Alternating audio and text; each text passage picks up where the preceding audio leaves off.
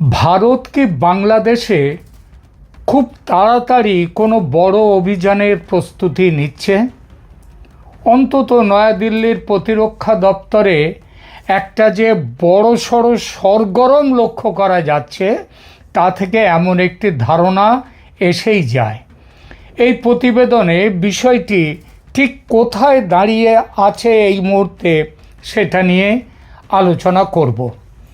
ভারতের প্রতিরক্ষা ব্যবস্থার শীর্ষে এমন বেশ কিছু হাই পাওয়ার বা উচ্চ ক্ষমতা সম্পন্ন কমিটি রয়েছে যেগুলো যুদ্ধ, জাতীয় নিরাপত্তা এবং সামরিক কৌশলের বিষয়ে চূড়ান্ত সিদ্ধান্ত নেয়। এদের মধ্যে খুবই উল্লেখযোগ্য হল ক্যাবিনেট কমিটি অন সিকিউরিটি, সংক্ষেপে যার নাম CCS। এটি ভারতের প্রতিরক্ষা সংক্রান্ত সর্বোচ্চ নীতি নির্ধারক কমিটি। কোনো যুদ্ধ ঘোষণা বা বড় ধরনের সামরিক অভিযানের চূড়ান্ত সিদ্ধান্ত বা সবুজ সংকেত এখান থেকেই আসে।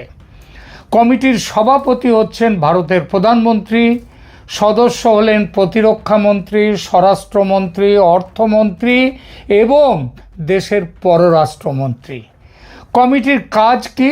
কমিটির কাজ হলো জাতীয় নিরাপত্তা, প্রতিরক্ষা বাজেট এবং বড় ধরনের অস্ত্র কেনাকাটার বিষয়ে চূড়ান্ত সিদ্ধান্ত নেওয়া। এবং ওই যে আগেই বলেছি যে রাজনৈতিকভাবে যুদ্ধ ঘোষণার চূড়ান্ত সিদ্ধান্ত বা সবুজ সংকেত এই কমিটি থেকেই এখান থেকেই আসে। এছাড়া আছে ডিফেন্স প্ল্যানিং কমিটি।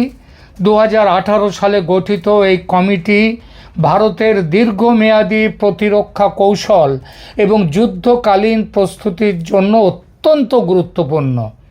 সভাপতি আছেন, এই যে কমিটির সভাপতিকে জাতীয় নিরাপত্তা উপদেষ্টা মানে ন্যাশনাল সিকিউরিটি অ্যাডভাইজার, বর্তমানে অজিত ডোভাল যে পদে আছেন।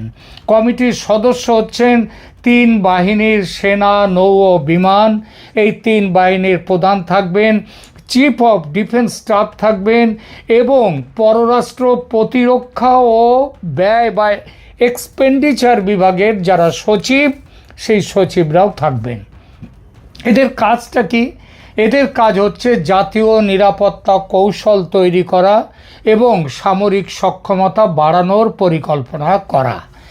এছাড়া আছে চিফস অফ স্টাফ কমিটি, যার সংক্ষিপ্ত নাম হচ্ছে COSC। এটা 3 বাহিনীর মধ্যে, নাম শুনলেই বোঝা যায় চিফস অফ স্টাফ কমিটি, মানে 3 বাহিনীর মধ্যে সমন্বয় সাধনের প্রধান সামরিক প্ল্যাটফর্ম। এই যে কমিটি, এর নেতৃত্বে আছেন চিফ অফ ডিফেন্স স্টাফ। এই কমিটির স্থায়ী চেয়ারম্যান হিসেবে তিনি কাজ করেন, যে পদে এখন আছেন জেনারেল অনিল চৌহান। এছাড়া এই পদের সদস্য বাকি 3 সদস্য হলেন সেনাবাহিনী, নৌবাহিনী এবং বিমান বাহিনীর প্রধানরা। এদের কাজ হচ্ছে এই কমিটির যুদ্ধকালীন পরিস্থিতি, মানে যুদ্ধ বাঁধছে অথবা বেঁধে গেছে, এই রকম পরিস্থিতিতে 3 বাহিনীর মধ্যে নিখুঁত সমন্বয় বজায় রাখা এবং সরকারকে সামরিক পরামর্শ দেওয়া হচ্ছে এই কমিটির কাজ। এছাড়া আরও কমিটি আছে, যেমন ন্যাশনাল সিকিউরিটি কাউন্সিল আছে। এটি সরাসরি প্রধানমন্ত্রীর কার্যালয়ের অধীনে কাজ করে এবং জাতীয় নিরাপত্তার বহুমুখী বিষয়গুলো এরা তদারক করে। এরা 3টে স্তরে কাজ করে।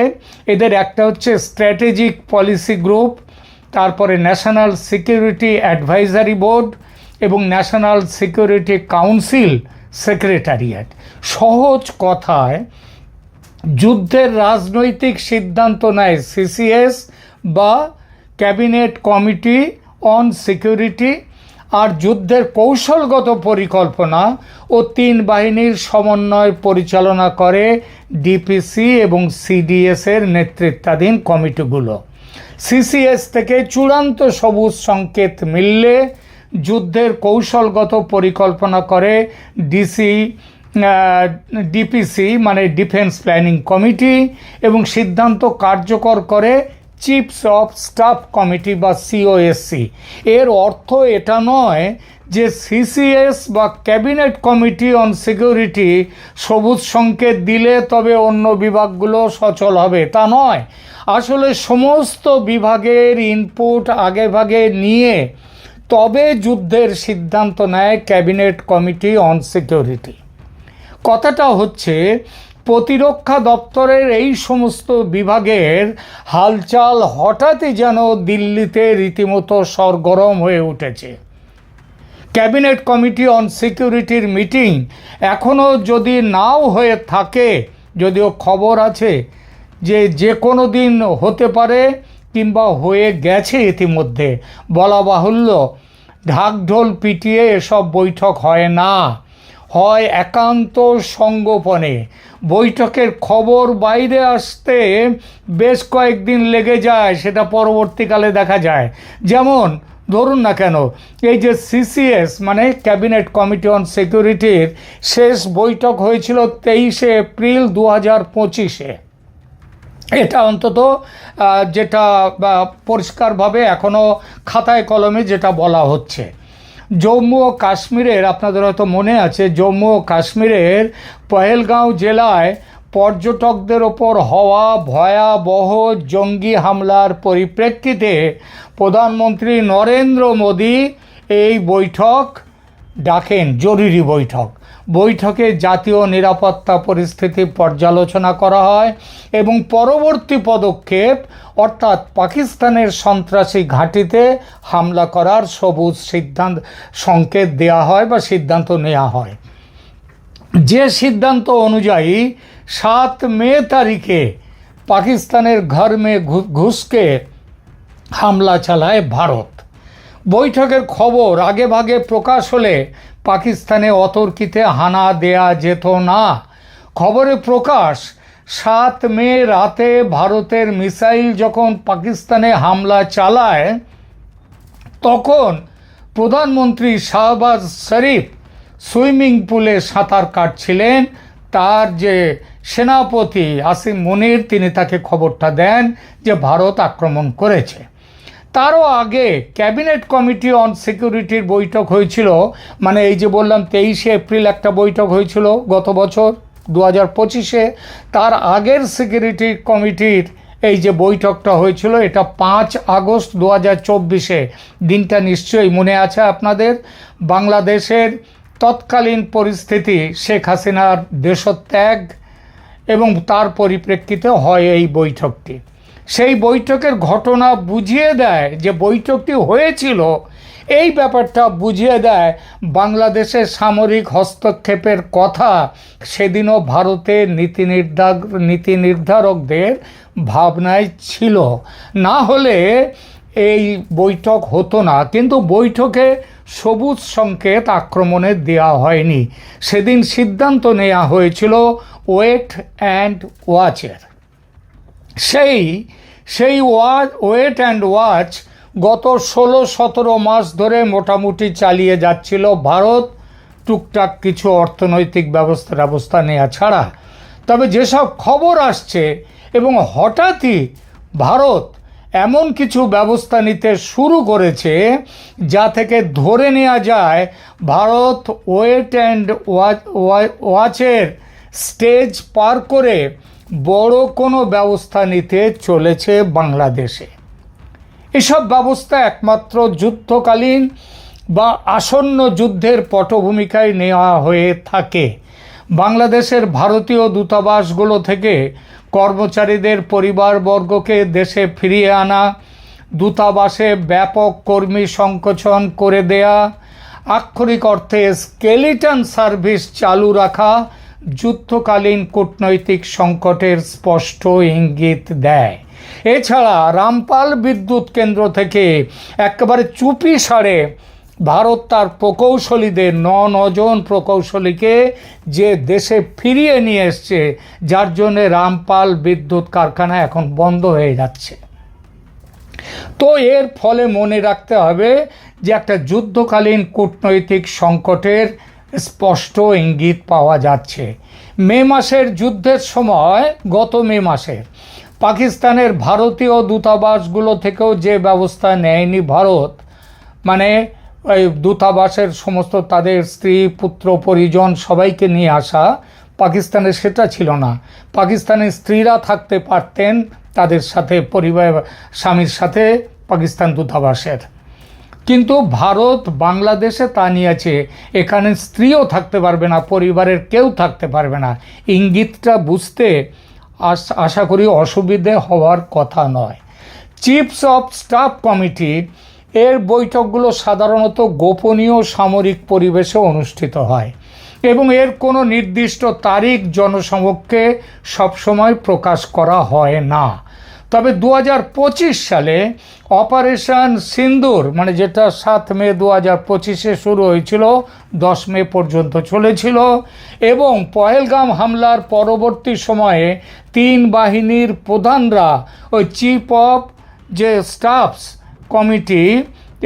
কমিটি তো তারা নিয়মিত সমন্বয় বৈঠক করেছিলেন।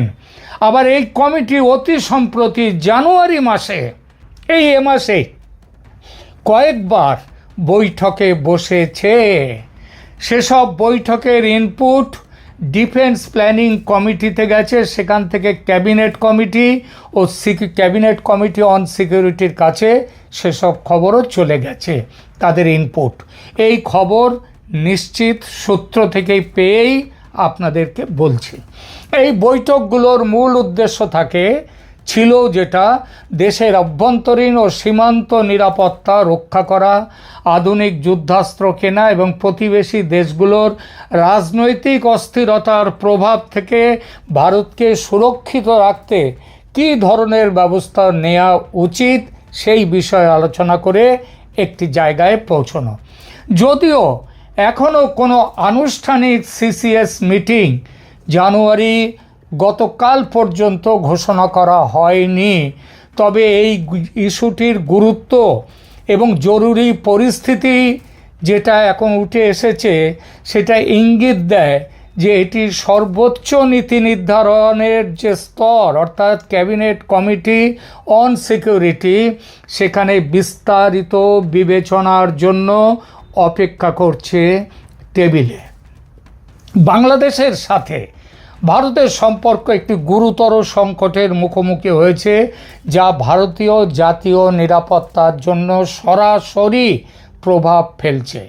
জানুয়ারি 27-এ 3 দিন আগেই বাংলাদেশ এবং চীনের মধ্যে স্বাক্ষরিত ড্রোন উৎপাদন চুক্তি, অক্টোবর 2025 সালে ভারত বাংলাদেশ অর্থনৈতিক অঞ্চল চুক্তি বাতিল এবং সাম্প্রতিক কূটনৈতিক অবনতি একটি বড়সড় কৌশলগত চ্যালেঞ্জ তৈরি করেছে, যা ক্যাবিনেট কমিটি অন সিকিউরিটির তাৎক্ষণিক মনোযোগ দাবি করে।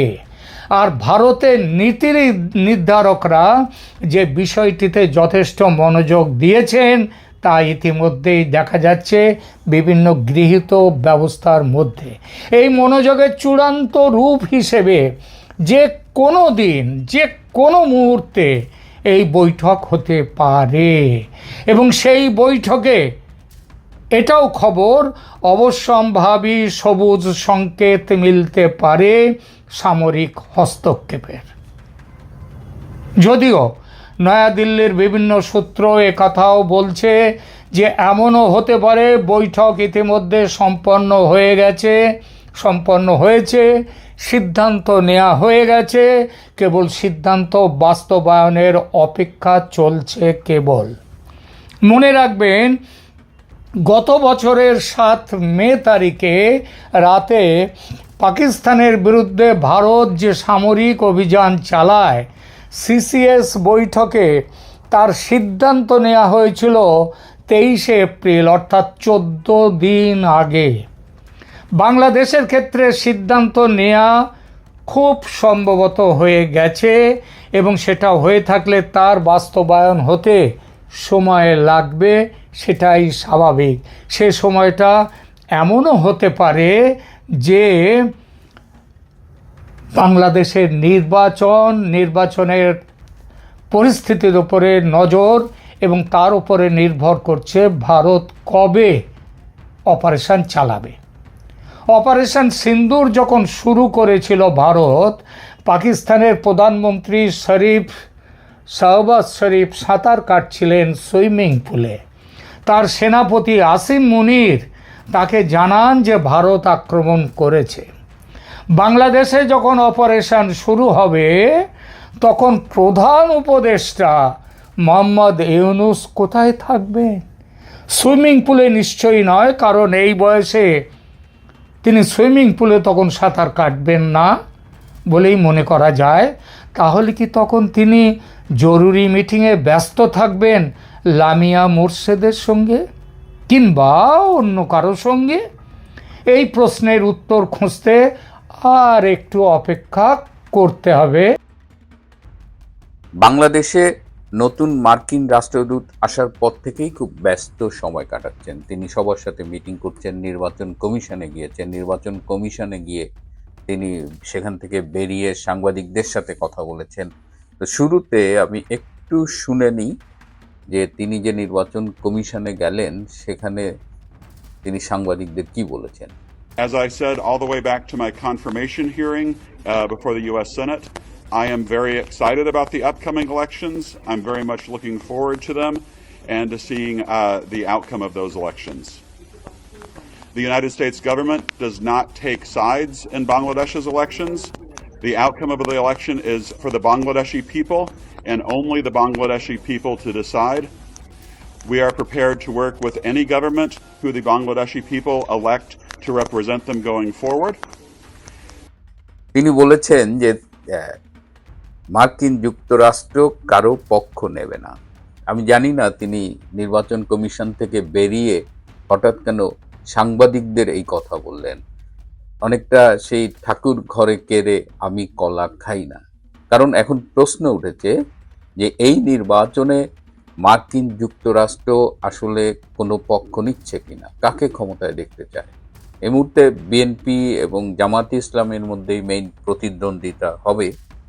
তো যেহেতু এই প্রশ্ন উঠেছে এবং যেহেতু মার্কিন রাষ্ট্রদূত ব্রেন ক্রিস্টেনসন এটি বললেন, আমাদের সন্দেহটা একটু বেরিয়ে যায়। এই সন্দেহের আরও কারণ আছে। কয়েকদিন আগেই গত সপ্তাহে আমি বলেছি এবং আপনারা জানেন যে ওয়াশিংটন পোস্টে একটি প্রতিবেদন প্রকাশিত হয়েছিল যেখানে ঢাকায় মার্কিন দূতাবাসের একজন কর্মকর্তার সাথে বাংলাদেশের নারী সাংবাদিকদের একটি মিটিংয়ে সেখানে সেই দূতাবাসের কর্মকর্তা বলছিলেন যে তারা জামাতের সাথে বন্ধুত্ব করতে তাদের কোনো আপত্তি নেই এবং সেই ফোনালাপটি কিন্তু লিক হয়ে গেছে। এই ফোনালাপটি ফাঁসের মধ্য দিয়ে মার্কিন দূতাবাস ঢাকা অফিসের যে কার্যক্রম জামাত প্রীতি সেটি প্রকাশ্যে আসার পর থেকে কিছুটা বিব্রত হয়েছে মার্কিন যুক্তরাষ্ট্রের এই দূতাবাস। যদিও তাদের এসব কিছু যায় আসে না এবং তাদের এই জামাত প্রীতি এবং তারপরে এই ব্রেন ক্রিস্টেনসনের এই কথা সব কিছু মিলিয়ে একটু তালগোল পাকিয়ে যাচ্ছে। আসুন আমরা একটু বিশ্লেষণ করে দেখি আসলে আমেরিকা কাকে ক্ষমতায় চায়। যতই ব্রেন ক্রিস্টেনসন বলুক ব্যাপারটা মনে হয় এত সহজ নয় এবং বিভিন্ন তথ্য উপাত্ত বিশ্লেষণ করলে মনে হয় যে এই নির্বাচনে মার্কিন যুক্তরাষ্ট্রের একটা পছন্দ আছে। অ্যাটলিস্ট মার্কিন যুক্তরাষ্ট্রের কোনো একটা অংশের, মেবি ডিপ স্টেট আর ওয়াট, সেটি নিয়েই আজকে একটু কথা বলবো। এইখানে আমেরিকা জামাত বা বিএনপিকে যে চায় কি চায় না এর পেছনে মূল কারণটা কি একটু আলোচনা করি। যে আপনারা জানেন এই মুহূর্তে বিএনপিতে তারেক রহমানের পরে খুব শক্ত অবস্থানে রয়েছেন সালাউদ্দিন আহমেদ, যাকে অনেকে শিলং সালাউদ্দিন বলে থাকেন। এই সালাউদ্দিন আহমেদের সাথে প্রতিবেশী ভারতের খুব ভালো কানেকশন আছে বলেই বাজারে একটা কথা প্রচলিত আছে। এছাড়া বিএনপিতে আমির খসরু, মির্জা আব্বাস এদেরও অনেকে ভারতপন্থী বলে দাবি করেন এবং তারা এই মুহূর্তে দলের মধ্যে কিন্তু একটা পাওয়ার এক্সারসাইজ করছে, প্রভাব খাটাচ্ছে এবং এদের মাধ্যমে বিএনপির সাথে ভারতের একটা যোগাযোগ স্থাপিত হয়েছে বলে শোনা যায়। যদিও বিএনপি আজীবন ভারত বিরোধিতার কথা বলেই রাজনীতি করেছে। তাদের রাজনীতির অন্যতম মূল একটা ডোমেইন হলো ভারত বিরোধিতা।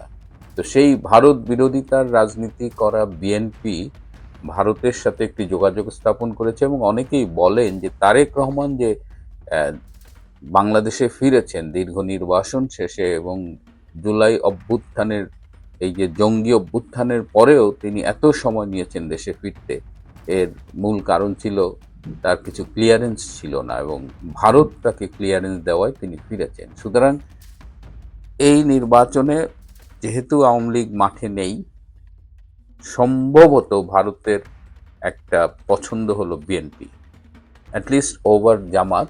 তারা বিএনপিকে প্রেফার করে বলেই অনেক রাজনৈতিক বিশ্লেষক মনে করেন। এই জায়গাতেই মার্কিন যুক্তরাষ্ট্রের আপত্তি। মার্কিন যুক্তরাষ্ট্র চায় এই মুহূর্তে বাংলাদেশে একটি অ্যান্টি ইন্ডিয়ান গভর্নমেন্ট থাকুক। এই রাজনীতির এই খেলাগুলো বুঝতে আমাদের মতো আমজনতাদের খুব কষ্ট হয়। আপনারা দেখেন যে প্রতিদিন ভারতের প্রতিনিধি দলের সাথে আমেরিকার কোনো না কোনো প্রতিনিধি দলের মিটিং হচ্ছে। এই ডিফেন্স চুক্তি তো স্বাক্ষরিত হয়েছে 10 বছরের, আবার বাণিজ্য চুক্তি আজ হয় কাল হয় শুনছি, আবার ট্রাম্প ভারতের উপরে ট্যারিফ বাড়িয়ে দিচ্ছে। সুতরাং ভারত এবং আমেরিকার সম্পর্কটা সরল রৈখিক তো নয়ই, বরং এটি ঠিক বোঝা যাচ্ছে না। আবার সারা বিশ্ব আমেরিকার থেকে কিন্তু একটু একটু করে দূরে সরে যাচ্ছে, আমি আগেও বলেছি, এবং বিভিন্ন উদ্যোগগুলোয় ভারত একটা গুরুত্বপূর্ণ ভূমিকা পালন করছে। যেমন ধরেন ব্রিক্স, যেখানে ভারত আছে, রাশিয়া আছে, চায়না আছে, সাউথ আফ্রিকা আছে, এখানেও কিন্তু ভারত খুব গুরুত্বপূর্ণ ভূমিকা পালন করছে। আবার ইউরোপ সম্প্রতি ভারতের সাথে একটা চুক্তি করলো, আবার ইউকে ভারতের সাথে একটা চুক্তি করেছে, আবার চায়না ভারতের সাথে সম্পর্কটা উন্নয়ন করার চেষ্টা করছে, আবার রাশিয়া, ইরান, এদের সাথে ভারতের একটা সম্পর্ক আছে। এই সব হিসাবগুলো কিন্তু আমেরিকার খুব ভালোভাবে নেয় না। যে সম্পর্কটি খুব বন্ধুত্বপূর্ণ হওয়ার কথা ছিল, বিশেষ করে ট্রাম্প এবং মোদির মধ্যে যে ব্যক্তিগত সম্পর্ক ছিল, এবং ট্রাম্প নির্বাচিত হবার পেছনে এই মোদি ট্রাম্প বন্ধুত্বটা যে ভূমিকা রেখেছিল, সেই জায়গা থেকে প্রথমেই সরে গেছে ট্রাম্প। এবং ট্রাম্প যেভাবে আমেরিকাকে তার সুপ্রিমেসিকে ঝুঁকির মধ্যে ফেলছে, এবং সেই ঝুঁকিতে পড়ার মধ্যে তার যে প্রতিপক্ষ তারা সবাই ভারত কেন্দ্রিক। তো এই জায়গায় আমেরিকা চাচ্ছে না যে বাংলাদেশে একটা প্রো ইন্ডিয়ান গভর্নমেন্ট হোক। এই হিসেব থেকেই কিন্তু আমেরিকা বিএনপির চাইতে জামাতকে ক্ষমতায় দেখতে চাইছে। কারণ জামাত আসলে জামাতের মাধ্যমে ভারতের বিরুদ্ধে একটা প্রেশার কন্টিনিউয়াসলি রাখা যাবে। এই ধরেন ভারতের যে বিরুদ্ধে যে বিচ্ছিন্নতাবাদী গ্রুপগুলো আছে, এই যে পরেশ বড়ুয়ার উল্ফা বা এরকম নর্থ ইস্ট স্টেটে বেশ কিছু বিচ্ছিন্নতাবাদী গোষ্ঠী আছে, তাদের বাংলাদেশ থেকে একটু হাওয়া দেওয়া যাবে, ভারতকে একটু ডিস্টার্ব করা যাবে, ভারতের ঘাড়ের উপরে নিঃশ্বাস ফেলা যাবে। এবং এর ফলে ভারতকে এই এন্ডে, যেখানে শেখ হাসিনার সরকার থাকাকালীন ভারতকে কিন্তু এই এন্ডের নিরাপত্তা নিয়ে মাথা ঘামাতে হয়নি, কিন্তু এখন বাংলাদেশ থেকে জঙ্গি হামলা রপ্তানি করা হবে, ভারতের বিচ্ছিন্নতাবাদী গোষ্ঠীদের দিয়ে ভারতকে ডিস্টার্ব করা হবে, এবং এর মধ্য দিয়ে ভারতকে একটা চাপের মধ্যে ফেলার একটা চেষ্টা আমেরিকা করবে বলে অনেকের ধারণা। এই জন্য আমেরিকা এখন চাইছে জামাতে ইসলাম ক্ষমতায় আসুক। কিন্তু বাস্তবতা হলো যে আমেরিকা চাইলেই বাংলাদেশে সবকিছু হয়, সেটা সবসময় সত্যি নয়। 71-এ যেমন প্রমাণিত হয়েছে, এই 24-এর জুলাই আগস্টের জঙ্গি অভ্যুত্থানের আগেও অনেকবার আমেরিকা চেষ্টা করেছিল, তারা পারেনি। তো এবারও এই নির্বাচনে জামাতে ইসলামকে আমেরিকা ক্ষমতায় আনতে পারবে কিনা, এটা নিয়ে যথেষ্ট সন্দেহ আছে। খুব স্বাভাবিক হিসেব হলো বাংলাদেশের বড় দুটো দল হলো আওয়ামী লীগ এবং বিএনপি। যখন আওয়ামী লীগ মাঠে না থাকে তখন বিএনপি স্বভাবতই সামনে এগিয়ে থাকে। কিন্তু আজকে বিএনপিকে ঝুঁকির মুখে কেন ফেলা হচ্ছে, বা বিএনপি কেন এই আলাপ উঠছে যে জামাত ক্ষমতায় আসবে? জামাতের তো ক্ষমতায় আসার কোনো সম্ভাবনা নেই, কিন্তু তারপরে এই ন্যারেটিভটা ছড়ানো হচ্ছে। এই জায়গায় বিএনপিকে অত্যন্ত সতর্কভাবে খেলতে হবে। রাজনীতির মাঠে বিএনপি কতখানি ম্যাচিউরিটির সাথে খেলবে সেটা নিয়ে আমার ব্যক্তিগত কিছু পর্যবেক্ষণ আছে, কিন্তু সেটা নিয়ে আমি আরেকদিন আলাপ করব। কিন্তু এই মুহূর্তে আমেরিকা চাইছে প্রথমত বাংলাদেশে একটি ভারত বিরোধী সরকার হোক, এবং এই ভারত বিরোধী সরকার করতে গিয়ে তারা বিএনপির চাইতে জামাতকে বেশি প্রেফার করছে। বিএনপি এই মুহূর্তে ভারতের সাথে একটা আন্ডারস্ট্যান্ডিং করে ক্ষমতায় যাওয়ার চেষ্টা করছে, এবং ক্ষমতায় যাওয়ার পরে ভারতের সাথে এই বন্ধুত্বপূর্ণ সম্পর্ক বজায় রাখবে কিনা সেটাও কিন্তু একটা প্রশ্ন। এই বিষয়টা নিয়ে আমি সম্প্রতি আমার একটা কানেকশন আছে একজন আমেরিকান এক্স ডিপ্লোম্যাটের। তিনি মাঝে মধ্যে আমাদের আগ্রহের কারণেই বাংলাদেশ সম্পর্কে কথা বলেন, এবং তারও বাংলাদেশ একটা আগ্রহের জায়গা। তিনি এই তথ্যটি আমাদের দিয়েছেন এবং তিনি বলেছেন যে এই কারণে এতক্ষণ যেটা বললাম সেটা আসলে আমাদের সেই বন্ধুর কাছ থেকে পাওয়া। এবং তিনি আমাকে আরো কিছু কথা বলেছেন যে এই মুহূর্তে আওয়ামী লীগের ইন্টারন্যাশনাল কানেকশন বাড়ানো উচিত, আরও ইমপ্রুভ করা উচিত, এবং আওয়ামী লীগের উচিত তাদের 8 থেকে 10 জনের একটা টিম থাকা উচিত যারা তাদের ইন্টারন্যাশনাল রিলেশনসগুলো ইমপ্রুভ করবে। এবং তিনি স্পেসিফিক একটি নাম আমাকে বলেছেন যে বাংলাদেশের সাবেক পররাষ্ট্রমন্ত্রী জনাব এ কে মোমেন। তিনি বলেছেন যে আওয়ামী লীগের উচিত এই মিস্টার মোমেনকে আরও বেশি কাজে লাগানো, কারণ মিস্টার মোমেনের আমেরিকায় অনেক কংগ্রেসম্যান সিনেটরের সাথে পার্সোনাল যোগাযোগ আছে, এবং মিস্টার মোমেন কিছুটা কাজ শুরু করেছেন। আমার কাছে এই দুটো অ্যাডভাইস খুব ইম্পর্টেন্ট মনে হয়েছে, এবং আওয়ামী লীগ চাইলে এই দুটো অ্যাডভাইস বিবেচনা করতে পারে। তো দেখা যাক আমেরিকা যে ভারত বিরোধী একটা চক্রান্ত করছে, একদিকে ভারতের সাথে বন্ধুত্বের নাটক করছে বা আমরা দেখতে পাচ্ছি, আর একদিকে বাংলাদেশকে ভারতের বিরুদ্ধে কাজে লাগাচ্ছে। প্রিয় বন্ধুরা, আজ এ পর্যন্তই। ভালো থাকবেন, সুস্থ থাকবেন, তার চেয়েও জরুরি হলো নিরাপদে থাকবেন। সবাইকে অনেক ধন্যবাদ।